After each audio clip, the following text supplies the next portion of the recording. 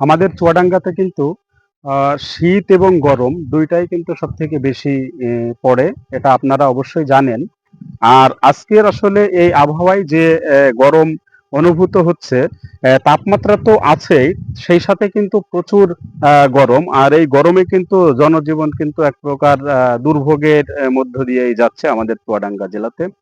আর সব থেকে বেশি বিপাকে পড়েছে কিন্তু নিম্ন আয়ের যে সকল মানুষ আছে তারা তারা কিন্তু এই প্রচন্ড গরমে এই দুপুরের 11টার পর থেকে কিন্তু তারা আসলে ঠিকভাবে কাজ করতে পারছে না, আমরা দেখেছি। দেখুন এখন কিন্তু 12:30 বাজে দুপুর, পুরো রাস্তা কিন্তু একেবারে ফাঁকা, এবং সেই সাথে কিন্তু কৃষক যারা আসলে মাঠে কাজ করবে তারাও কিন্তু এই প্রচন্ড তাপমাত্রার কারণে কিন্তু তারা মাঠে আসতে পারছে না। আর বিশেষ করে গত কালকের থেকে কিন্তু গরমের পরিমাণ অনেক বেশি।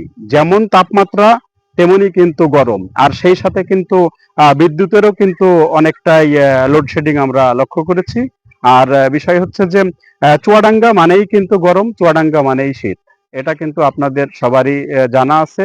তো আজকে যেহেতু চুয়াডাঙ্গার দুপুর 12টার যে তাপমাত্রা আমার কাছে ছিল, সেটা কিন্তু আমি জানাইতে সক্ষম হয়েছি, যেহেতু আজকে দুপুর 12টার সময় চুয়াডাঙ্গা আবহাওয়া অফিস তাপমাত্রা রেকর্ড করেছে 34.7 ডিগ্রি সেলসিয়াস, আর বাতাসের আর্দ্রতা হচ্ছে 58%।